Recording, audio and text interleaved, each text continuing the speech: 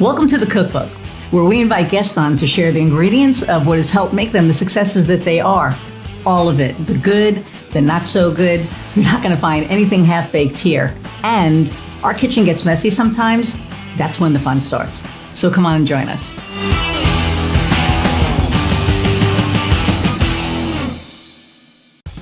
Hey everybody, and welcome to another episode of The Cookbook. I'm your host, Iris Goldfeder, and I am super excited about my guest today. She is truly one of my favorite people on this planet. Her presence is just a blessing in my life. That's all I can say. So I'm going to read her bio, and then I'm going to bring her on, and we're going to talk about all the things. So, Shoshana French. Shoshana French's goal is to cultivate wildly successful leaders through the practical power of intuitive decision making and authentic leadership. As the founder of Simple Spirit, and that's trademarked, a keynote speaker and executive coach to $1 million and $1 billion business founders, CEOs, and business professionals, she generates unpredictable and profound results for leaders who are ready to be aligned in purpose and action. And I can vouch for that. She combines 2 decades in the professional development field with executive coaching to support visionary leaders. In her work, leaders transform their beliefs, change their habits, and deepen a connection to their own inner wisdom and self-awareness so they are free to fulfill the vision they have for their personal and professional lives. So, without further ado, let's meet Sho. Hi, Iris. Thanks for having me. Thanks for being here. And this, of course, so, full transparency, as you know, every freaking show we have been having like technical difficulties, and this was no different. So this is actually take 2. But hello. Well, if Iris, you would have less powerful people on your show, then it wouldn't cause the surge of power, which then causes technical difficulties. So, but why would I do that?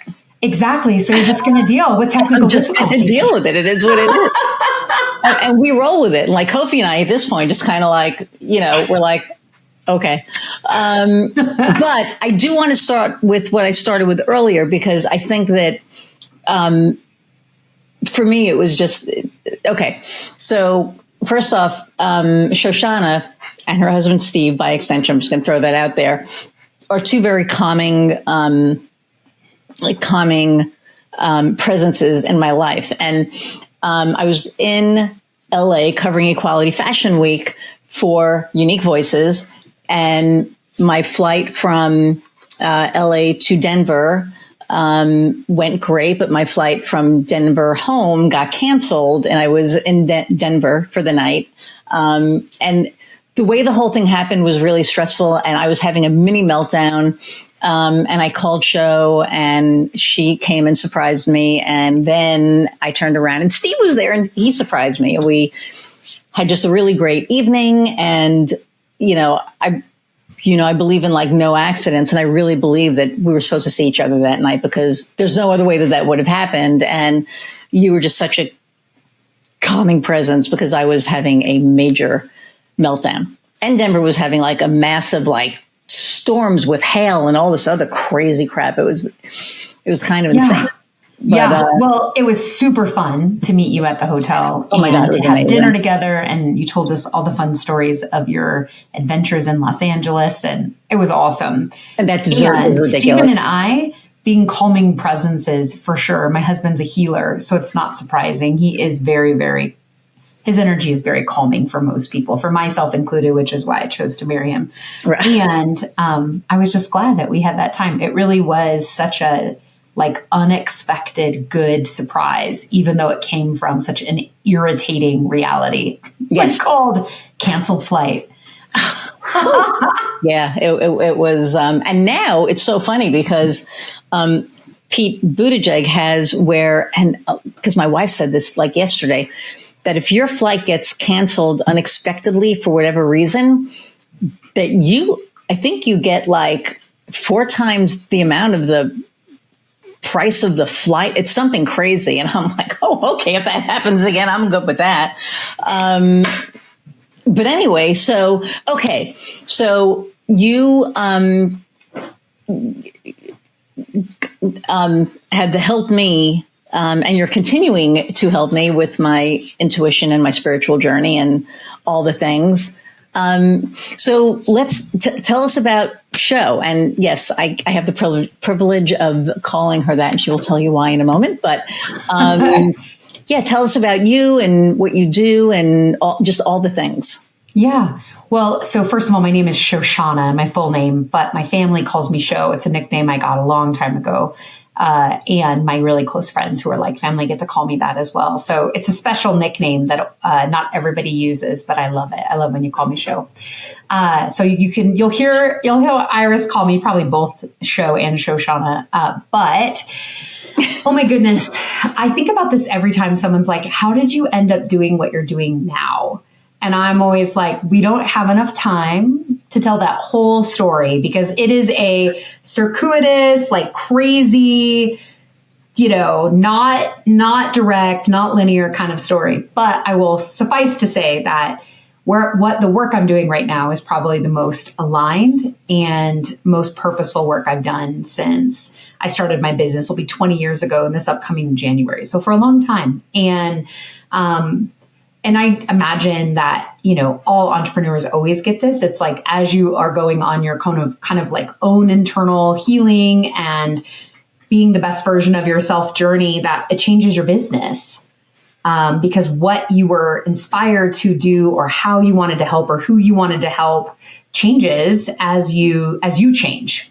Like what I did in the very, very beginning in 2005 when I started my business, there wasn't a lot of thought other than I didn't want to be broke anymore. So I started a side hustle. So like, that's it. When people have like some big, beautiful, entrepreneur story, mine was like, done being broke, started a business. Like that's it. That was like it. There was not some really big inspiration other than, I was in like this money group and she said, we're all going to start a business because multiple streams of income is how you get out of the rat race. So that's kind of how my business started. And then, all these years later, almost 20 years later, what I found is that I would work with leaders. They would come to my home and I did session work with people. And I found that leaders were they were making these decisions that to me and for them in hindsight made no sense. They were like, I don't know why I made that decision. Right. But in hindsight, I can see that I felt pressured by what other people in my organization were saying or my family, or I felt pressured by how I defined success. And so I just, made myself make a decision. And obviously, in hindsight, they'd go, man, I wish I would have chosen something different. So often they were coming to me with, how do I get out of this mess I've now caused by a series of really avoidable, like small kind of missteps that all together create kind of like a big breakdown. That's often the kind of leaders I was working with. And what I found is that when I supported those kind of leaders, their decisions were not like daily little small decisions. They were big ones, right? They were affecting their clients and family, maybe even the team they had in the organization that they ran or their own company. And that's what really started to draw me. Like, how do I help those kind of people? And, as it goes, I am not a very singular line kind of person anyway. And so helping people with one thing kind of felt boring. So about 3 years ago, I had a client ask me to do something that I'd never done before. And she was like, can you put together like a communication workshop for, like my team's annual retreat? And I'd never done it before. I'd coached lots of people about communication many, many times over all these years, but never put together like a workshop. And so I did that and it was so darn fun. Oh my God. I was like, yes, more of this. Nice. And I've spent these last kind of 3 years trying to figure out, where does authentic communication fit inside of intuitive decision making?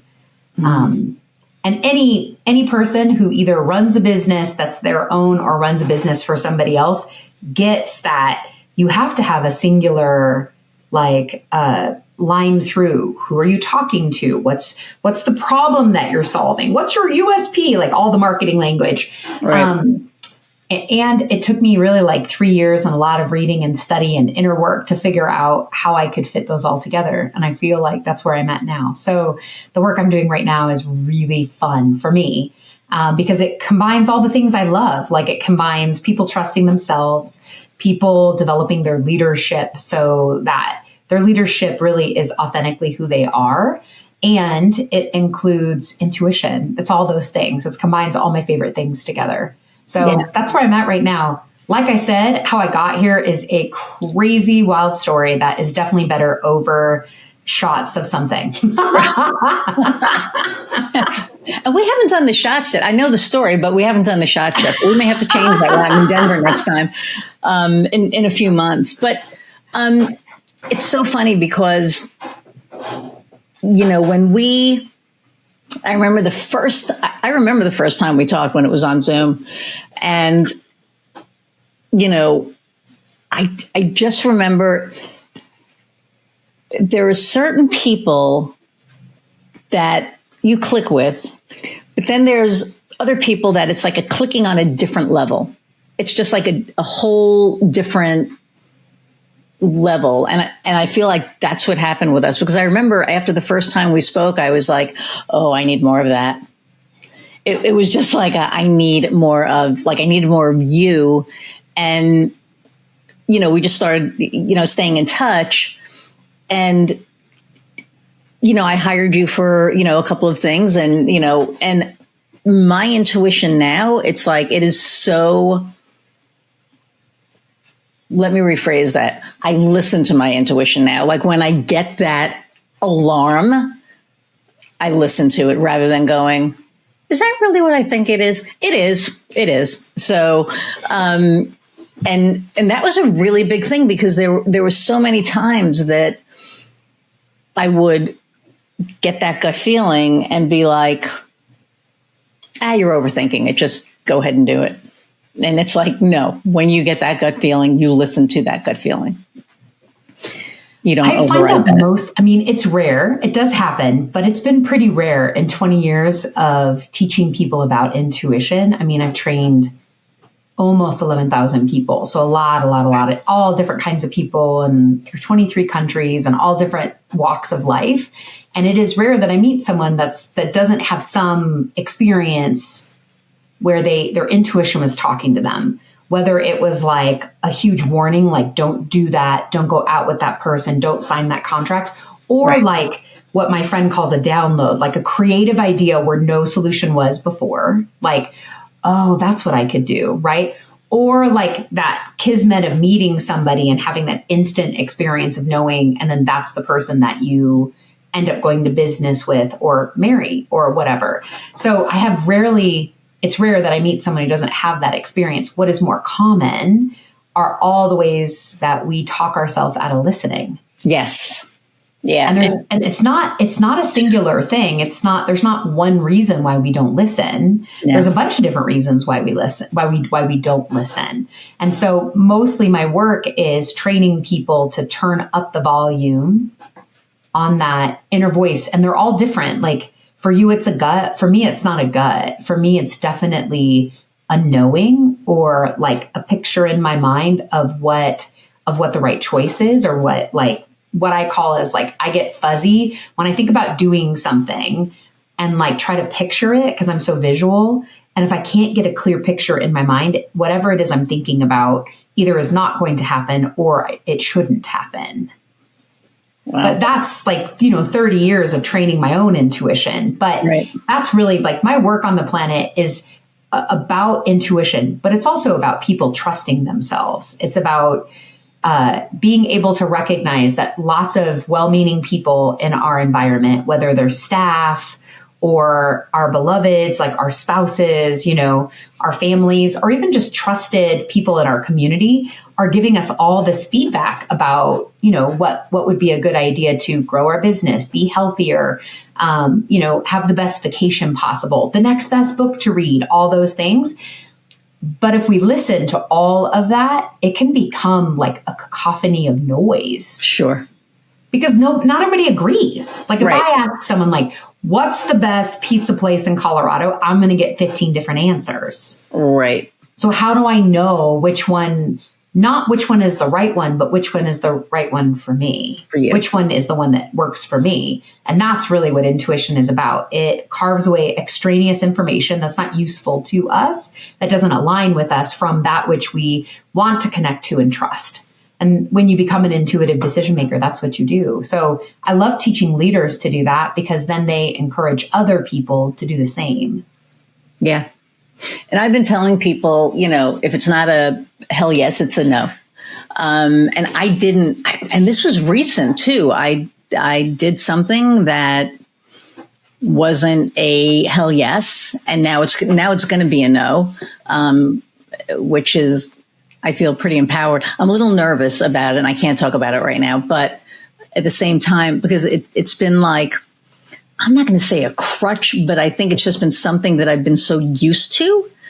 And to know that it just isn't, it's not the right time because of a certain person, I'm okay with it. It's like, okay, I'll take a break for now and whatever. And, we'll see what happens in the future. But it was really interesting that this time it was like, it's not a hell yes. This is definitely a not sure, not going to do it. But okay, so I'm sitting here taking my Chucks off. So sorry about that. Okay. Get comfortable, Iris. We're having a conversation. I am getting comfortable. I wish I could be in the living room, but the dogs would eat the microphone and all of that. But it's so funny because you have this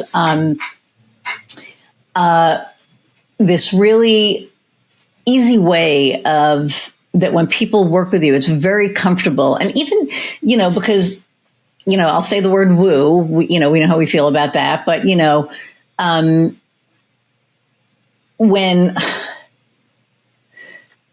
you're working within for me, a realm that you're just dipping your toes in finally, right? And like we joke around and I say, I'm, witch light. But I have to tell you something funny that happened yesterday, but, I'm witch light. And for me, it's just been this journey of discovery, listening to my intuition. And I'm curious, right? I'm curious about the things, we're going to be working together now on other stuff. And I'm just really curious, right? Like I want to learn. And I feel that for me personally, I'm on this journey and you're a huge part of that journey. And for other leaders out there, right? And,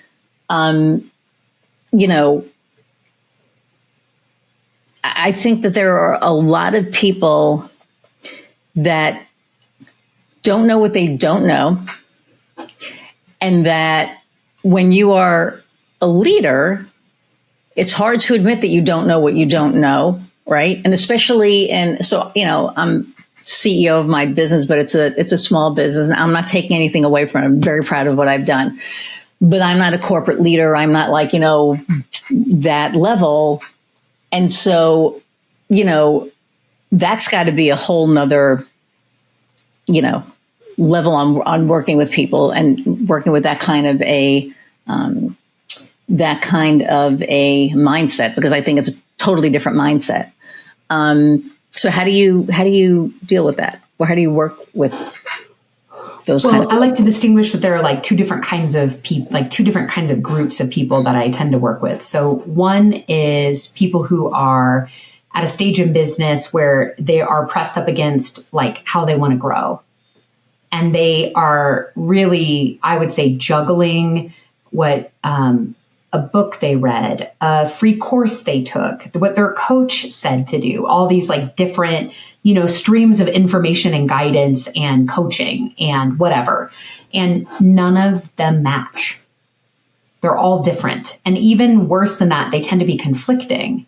So if you're a business owner and you went to the internet right now and you type something like best way to create a pipeline to meet new clients, you would get like 11,000 Google hits, probably more than that, right? And if you just scroll through a few pages, you're going to see some people say like email, and some people say, you know, live presentation or webinar, all the different things. And the truth is, all of those things work for the people they work for, and they don't work for the people they don't.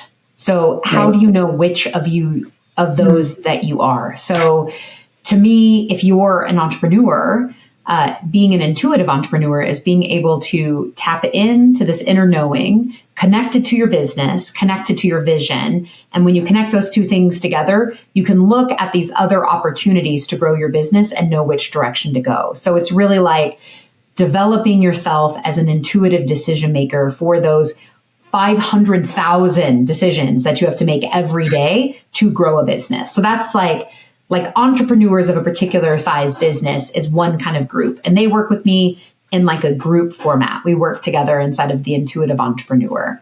But then the other kind of people I work with are CEOs. Now, there are some people who are definitely, I would call them CEOs. You're a CEO, but you may not relate to yourself as like a CEO in your everyday. You might more have the mindset of entrepreneur, and like that's kind of the distinguishing mark. But when I work with CEOs, their leadership is not about all of those 500,000 decisions, like those day by day decisions. Mm-hmm. Often when I work with bigger leaders, their sort of thing is the big vision. And then they have a team to help them fulfill the vision. So the connection is from big vision to team, and that back and forth kind of connection. And learning how to notice the pressure they feel between what others say should happen in an organization, the pressure they feel at home to be present for the people who love them there, and the pressure they feel about how to take good care of themselves. So their health is intact, their, you know, juiciness in life, their excitement and joy in life is intact. So they can bring the fullness of themselves to the organization and to the other people who count on them in life.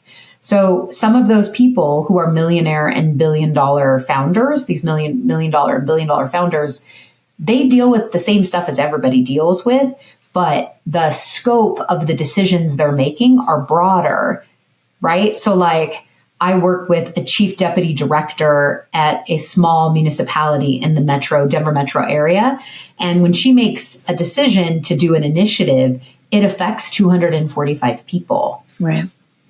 So her trusting herself and aligning in the vision she has for what it's like to work for the city government, for her, it's really like about creating a culture of people matter, communication matters, and collaboration matters. Right. So coaching her is about when she trusts herself, she affects large numbers of people. Because I just think about that, right? It's herself.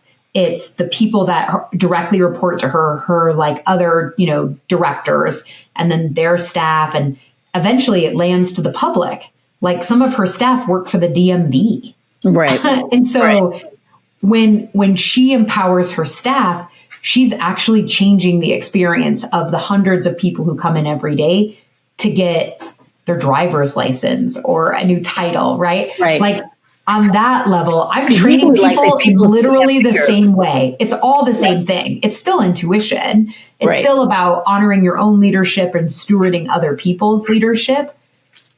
But we're trying to turn the pressure off, because sometimes when you are a leader and your decisions have bigger impact, your intuition is not about what's happening here, but using it for what's happening here. So that's kind of the difference. Right. I like that a lot. And usually, you know, you go to DMV and everyone's cranky. Right.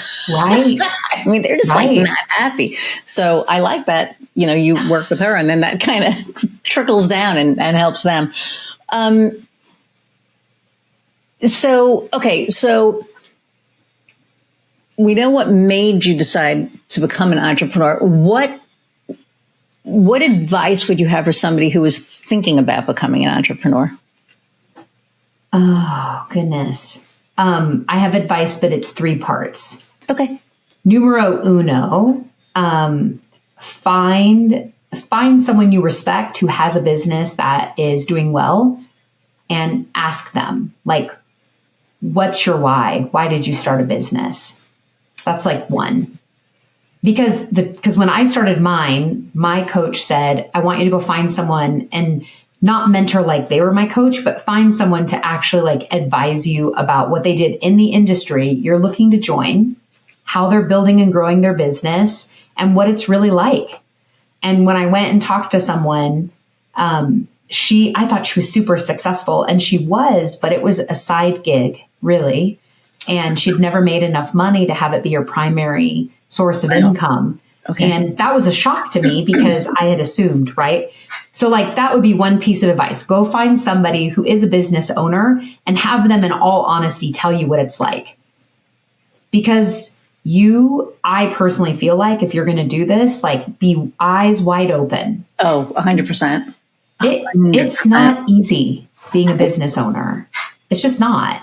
So it's good to know that before you go. And it's not hard in the way you're probably thinking it's hard. So like ask someone else to tell you so you have a clear view. That's number one. Number two, be really, really clear what your why is. Why? Like not why, like I joke that mine was about not being broke. And it was about that, but it was also about the autonomy and what comes from having stable financial means. Mm-hmm. Like I wanted the ability to have more choice and freedom in how I lived my life when I made more money. Like that was a big why for me for a long time. That was a really good why when running a business was hard. I'm like, no, I'm making more so that I can go on vacation and I can have nice things. Like It's what did it for me for the first 4 years. And then the third part of what I would say is do really deep thinking about what structure of business works with your life. Because some businesses really focus on relationship building and then building a team. And if you're a huge introvert and you don't have a big community, don't do that kind of business. Right? For some people, they don't want to build a business. So maybe you're going to buy a franchise, right? Like that's not a bad idea. Maybe you have an idea for a widget. And so you need to go through that process and you want to get that widget to market. Well, then go look up how people bring technology or, things to market. So anyway, I would say essentially what I'm saying is arm yourself with sufficient information so that when you approach running a business on those days when you have a terrible cold and you don't get PTO because your boss is a pain in the ass. Right. And you have to work anyway, that you can reflect on, I'm living the life I wanted to, and that's why I'm doing this. Right. And there's going to be hard days. And do I have that person I called originally? Can I call that person and be like, today is really hard. What do you do on days like today?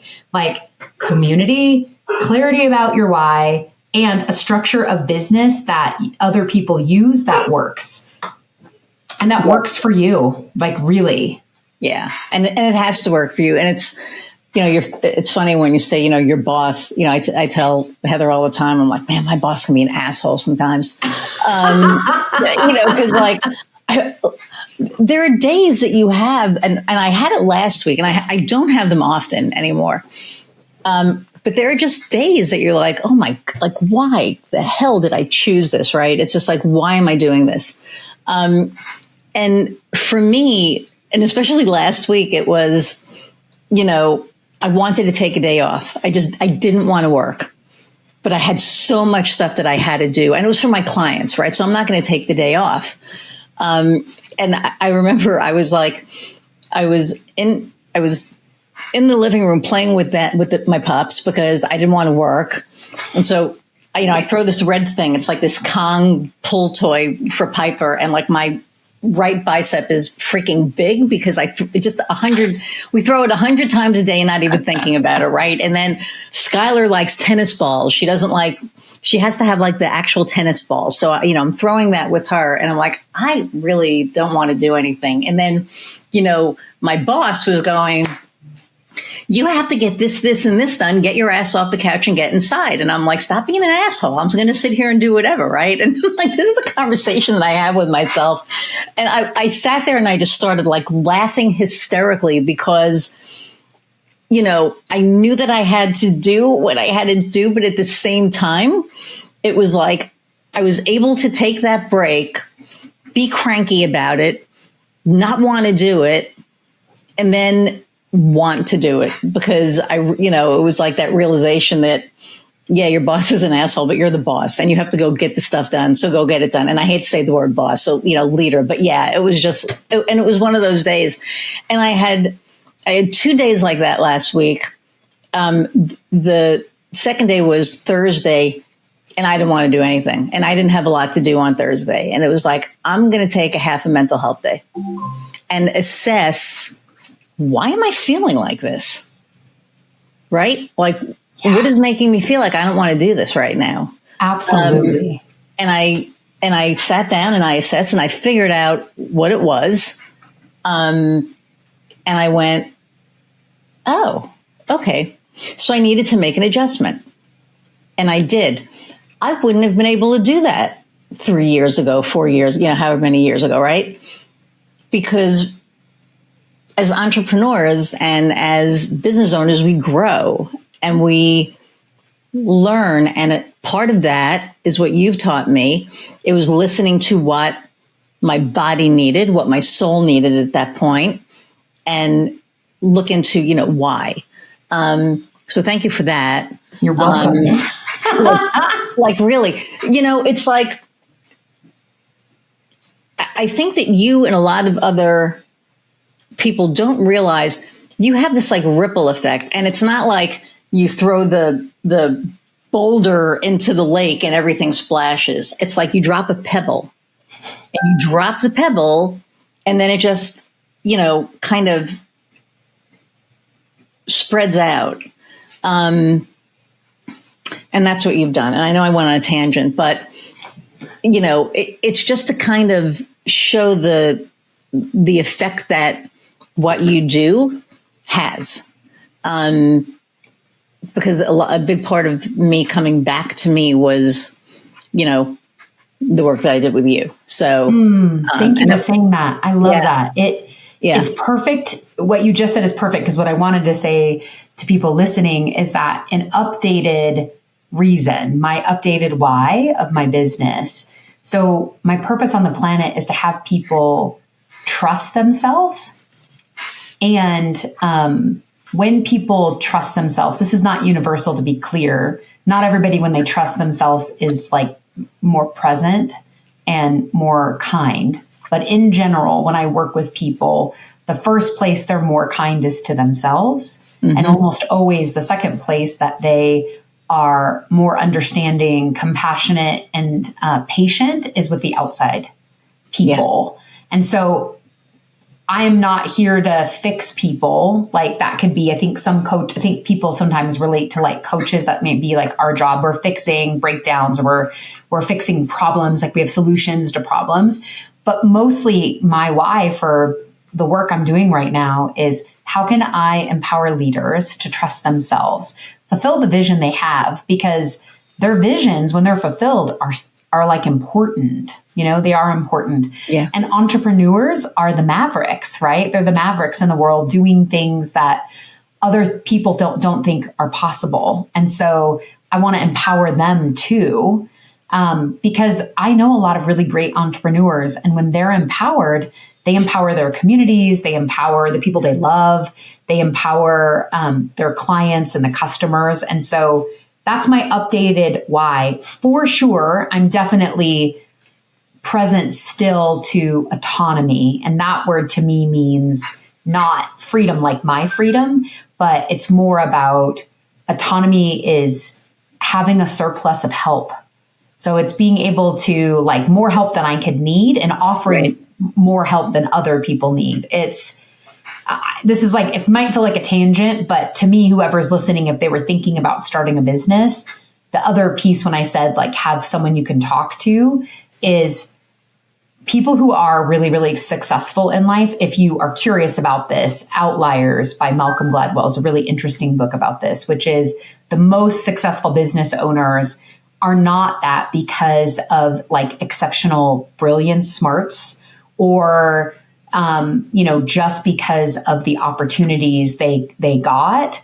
If you look, that obviously all helped, but their ability to coordinate the actions of others is what has them be really successful. Yeah. So when you want to accomplish starting a business, like what you're basically doing is accomplishing getting your people together to help you literally launch something. Like when you launch a boat, when you put it out into the water, there's this quote, which is like, when the tide rises, all ships will rise. I'm misquoting it. Yeah, it's the rising tide lifts all ships.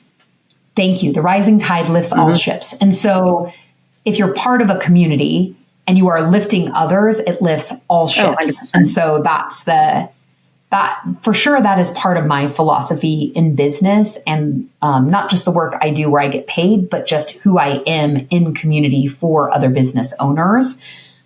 We're all connected. And when one of us succeed, we all get to succeed. Yep. And so I thank you for telling me the ripple effect. And it's the same for you. I was trying to think of it. I know that in your community in Indiana, like people look to you in the city where you live and trust you to be somebody who, lifts all ships. So for sure, the reason we felt that connection and the reason why, we continue to work together is because we share that outlook, which it's important to. So if you are considering starting a business, find your community, because it makes 100%. A difference. And, I feel that the community piece is really, really big to me. Going to get a little political for a second, but, there was a big shift that happened a couple of days ago. And I've always been, when it comes to politics, and it drives me nuts, but I've always been called to mobilize and do things, and get people together. And I've already done that. At the same time, I look at my business, and my business is to help other businesses grow and succeed and, excel and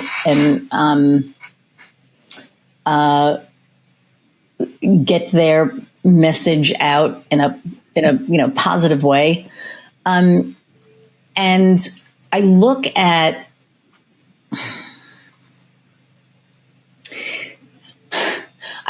where I am in my business now, and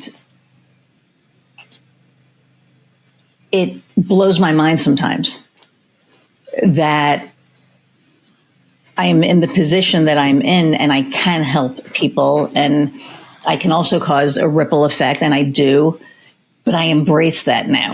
I used to shy away from it and be like, oh, no, that's not whatever, or, you're not a badass. It's like, no, you know what? We are badasses. We know we're badasses. We get the stuff done.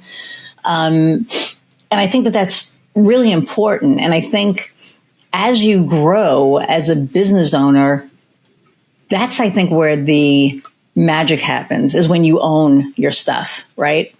Because in the beginning, a lot of people are like, well, I started this little business and I'm doing this little thing, but it turns into a big thing. And the people that I surround myself with are badasses. And it's no accident, and I don't go looking for them. They kind of just end up in my orbit, and it's really cool. I look at every single person that I know, and every single person that I know and that is in my circle are badasses, period, including you. I think you're one of the one of the badassest. Badassest? Is that we're making a new word. You're one of the badassest people that I know. But when we embrace our strengths and we recognize the good that we're doing and the work that we're doing and how we are putting everything out into community, I think it's it's just a whole nother world. I think. So I sit here in my little office with all my little, electronics and my microphone and all the things. And I sit here and I feel like I'm on this little throne that, for lack of a better word, that I sit here and I run these things and I make these things happen. And that's the beauty of it for me, is I can sit here. I think my why, I mean, I have a couple of whys. One of my biggest whys is to be able to sit here and look at all of my clients' stuff and go, this is working. This isn't working. We should probably, tweak this. Oh my God, this is amazing. And how can I help here? Not necessarily client stuff. Now it's like, how do I help here? How do I help in the community? How can I help you find your next client? You're a coach, but you're also a friend. So what can I do to help you? And I think to be in that position, to have the connections and all that, to me, I get like that thing like right here that just goes, woo, that's like my thing. Like, how can I help? Because I truly believe everyone's like, service schmervice, but I really do believe that there are certain of us that are here to be of service. And, that's what we do. So, and that's what you do.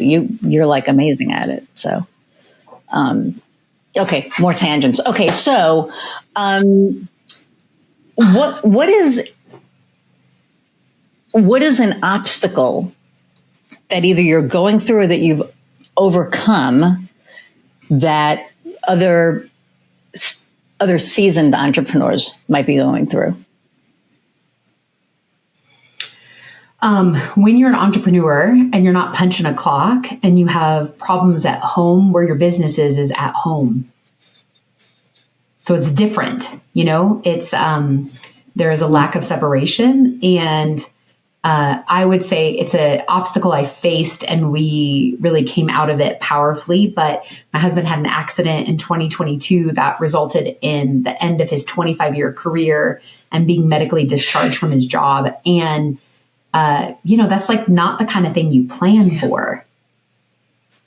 Not in a marriage, but also not in a business. It is now, like, planning for the possibility of not being able to work is now something we're thinking about. We're, tending to. When we tend to our money, we think about, I'm like a Pollyanna happy person. And I think thinking about those kind of scenarios feels really like feeding the negative. But it's actually like smart adulting is to think about, how would you take care of things if all of a sudden one of the two of you couldn't work? So I think other entrepreneurs are going to deal with this, right? If you work from home and one of your kids is sick, as an example, and you had client calls all day long, and now you have to go and take care of a puking kid and manage your client calls, and you're a solopreneur, like that's hard, right? So I would say that the obstacle was in being transparent and vulnerable with my clients. And that was a lesson in and of itself. It was being honest about what was going on without making it somebody else's burden. Because there's that real fine line. Yep. Yeah, you know what I'm talking about. But like just being honest and expressing what was happening, and if I had to reschedule, letting people know why. And so that for sure was an unexpected obstacle that every single entrepreneur is going to deal with. I was just on a call. We're in a group together called the Dames, this international women's group. Everybody who listens knows about it. I talk about us all the time. Yeah. And so I was on this call with a bunch of people, and one of the women on the call has a father who is quite elderly, and they need to sell the stuff in his house and find him assisted living. And what we were talking about is the difference that she has a business that's mobile, like her business is over Zoom, much like mine is. So she's able to relocate where her dad lives 8 states away and stay with him as they do all of that while being able to work. And so it's like the plus and minus, but all entrepreneurs, you're going to deal with personal junk. And I just found the way I overcame that was just by actually, one, leaning into my community to help me. And then two, just being really transparent and vulnerable with clients. Yeah. They knew what was going on. So that's how that was. And I think that's something that they really appreciate. I'm 100, you know me, like I wear my heart on my sleeve and,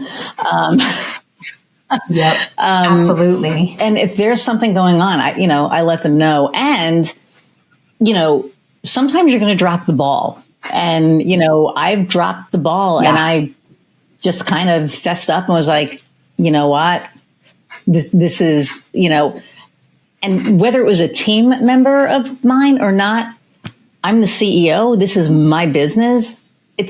I dropped the ball because people appreciate that because people appreciate honesty because there are so many people out there that sadly aren't honest that they've dealt with in the past, right? That when they deal with somebody who's honest and vulnerable and transparent, it's like refreshing. They're like, oh my God, thank you. And they're the same way back, right? Like I have a client who, was just in Peru doing like this 80-mile hike for 3 weeks. I don't know. She's like, to me, she's like Wonder Woman. And she lives in Denver. And, I think before she left, there was something going, she got really, really sick and we were supposed to have a meeting. And she's like, hey, I know that this is an important one, but I just feel like crap today. So, are you okay with? And it's like, yeah, 100%, of course, and other people that I've worked with are like, something came up and, whatever. And they don't tell you what it is. And which is fine. You don't have to. But to me, when you're more open about it and it becomes more personal, then it becomes more personal. And I think it deepens the relationship, to be quite honest. So. Yeah. Well, and that's that whole thing about bringing compassion to humanity and being kind. As business owners, there are times that's like another obstacle that I overcame was like, sometimes you have clients that are not good people. It doesn't happen all that often in my work, but I've had people like that. And like, you have to let them go. Like you have to actually complete the contract with them and do it in such a way that is respectful, but also, be in alignment with your own ethics. And that's not easy either. In the very, very beginning of my business, I don't think I let any clients go because none of us did, right? Know better. Right. But you learn and then you do it. You're like, okay, but you're also not in a position to be able to do that. Like in the very beginning, you need that money, right? And you don't, so you don't think about that. But now we're in the position, you and I, where if it doesn't, if a client does not align with our values, they're not a client. So, and I think that that's huge that we get to do that. And I'm like so grateful that I'm at the point that I don't have to, because I remember feeling icky. I remember like when I first started my business, I was working with this particular individual and I was like, why am I doing this? And it's like, okay, he's paying me $3,000 a month, but still, why am I doing this? It was like, I need to replace him. And so I actively, looked for a different client to be able to replace him because I literally felt like dirty. And it was the weirdest thing, but it was like, he's not a nice guy. He's kind of a pig towards women. Why am I acting like I really like him when honestly, it's like, ew, no. And so I did. I was able to find somebody else to replace him. And, as the years went on, I made sure that conversations that I had most of the time were with people that I didn't feel icky about. And now there's just no way. Like if I feel icky, it's not even a question. Well, I think what you're talking about is like the intersection between logic and intuition. Because sometimes there's no, like on paper, they look fine, but the engagement with certain people just feels off for whatever reason. And there is, like, for sure, there is an opportunity when you learn how to trust your intuition, to trust that sense of not quite rightness and follow that. And then sometimes it's logic, right? Like, you start having a conversation and it is quite apparent and obvious that what they're looking for and what you offer are not the same. And that's that's the thing I was saying. Like, if someone was thinking about starting a business and I said, talk to someone to mentor you about like how to get started and what it's really like, that's something someone told me. They said, if you're going to coach people, you need to have conversations before they've signed a contract to make sure you're a good fit. And no one wants to be told no. Like, I don't like being told no when I'm proposing being someone's coach.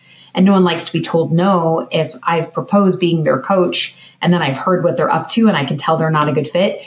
Hearing no, not all that much fun, but hugely important. Fit is hugely important. Just so that I can serve. I want to serve the right fit people that I'm the right fit too, not just they're the right fit. I mean, it works both ways, because we might not be a good fit. And I've worked with people where I wasn't a good fit and they just wanted the website. They just wanted the thing done.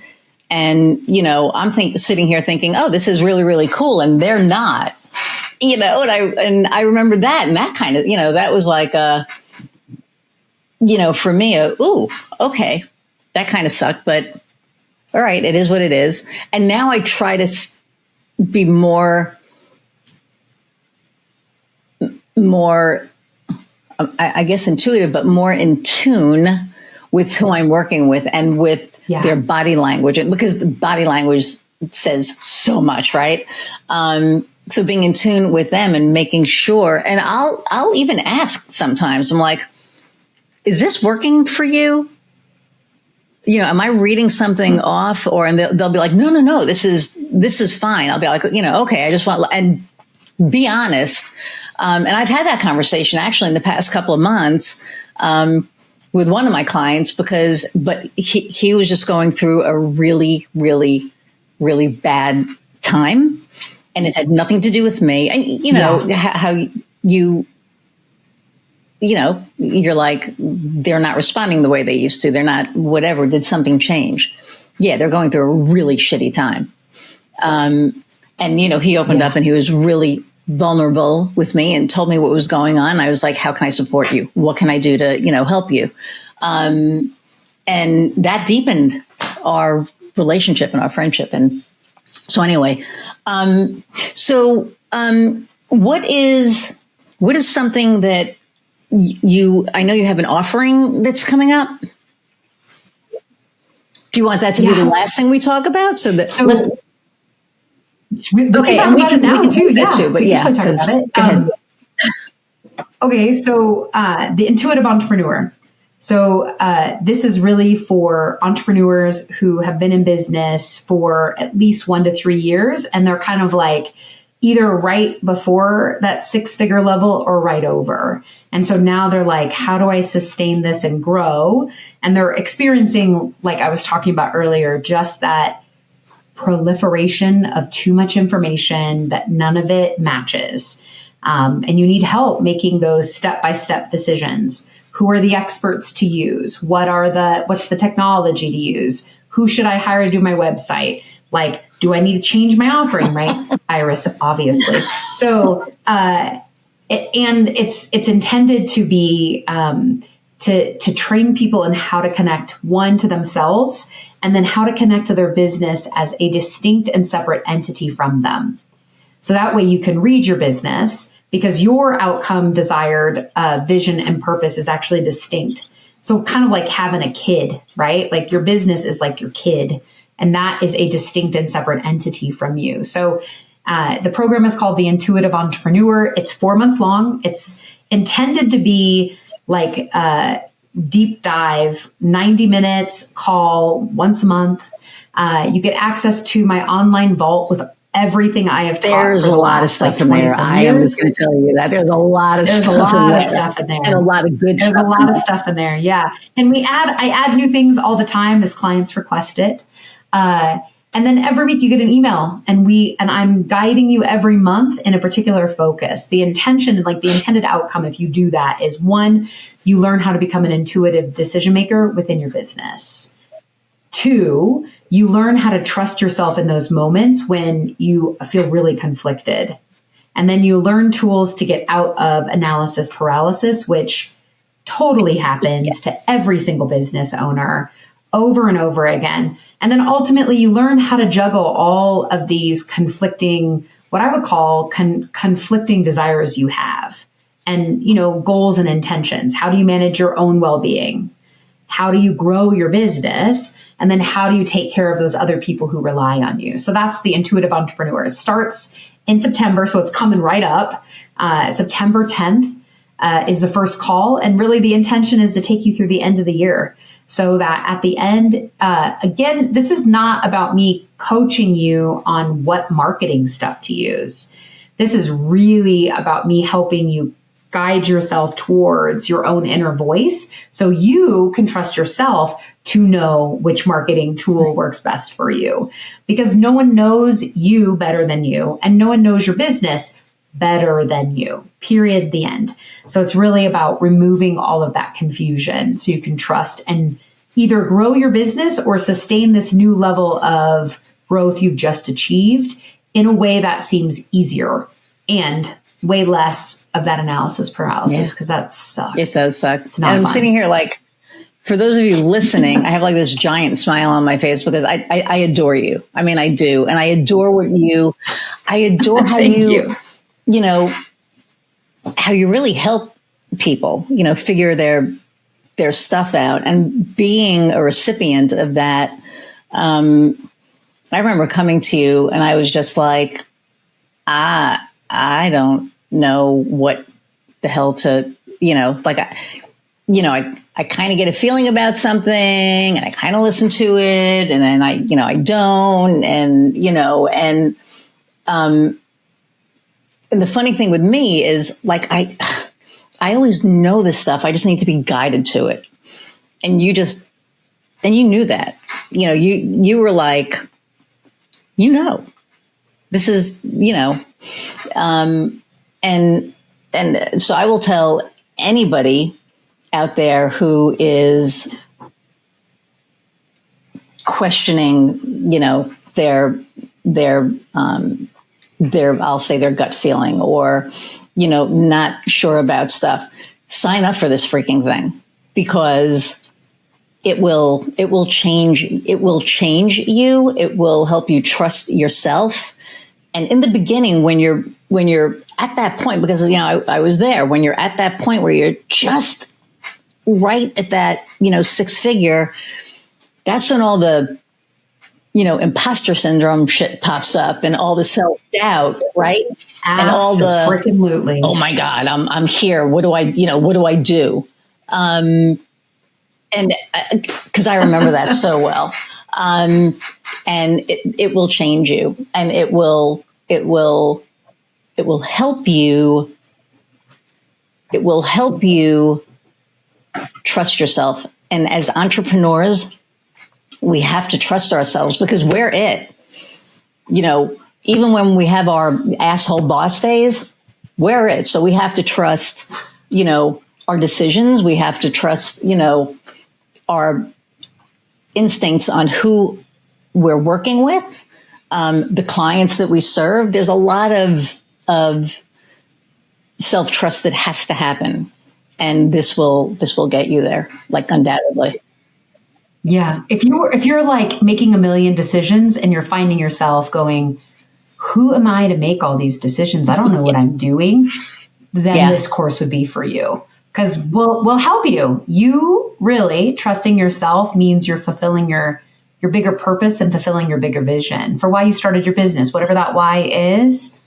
If you're trusting yourself and aligning with it, then you start really kicking ass. Like, just ask Iris about that. She's kicking some serious ass right now. It's because she's trusting herself and moving things forward. So I love when entrepreneurs trust themselves, because they're the ones who are creating opportunities, right? They're the ones who are helping people. So yeah, I would love to have you. Yes, you Just know would.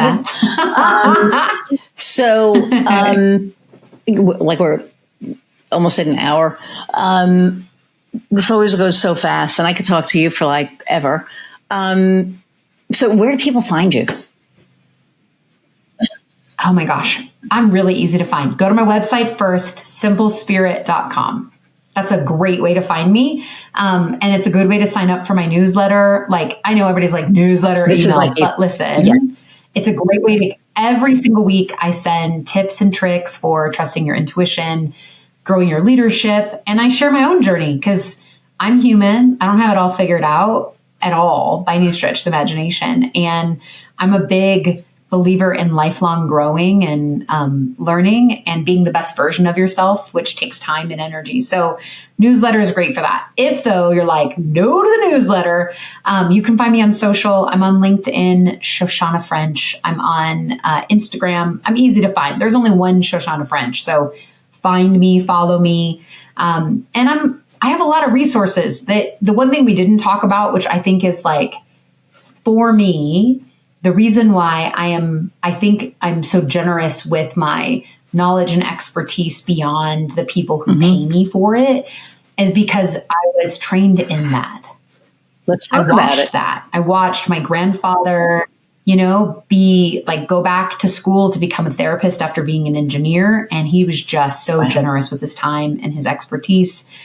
All along the way, my pathway to what I do now is 30 years long. And along the way, I had people be generous with their expertise, be generous with their resources, be generous with their wisdom. And so, if you're not in a position to afford to work with me, okay, I will recommend resources that don't cost anything. So there is zero reason why everyone on the planet should not be tapping into their inner superpower. The power of intuition is unquestioned in my belief because I've watched people,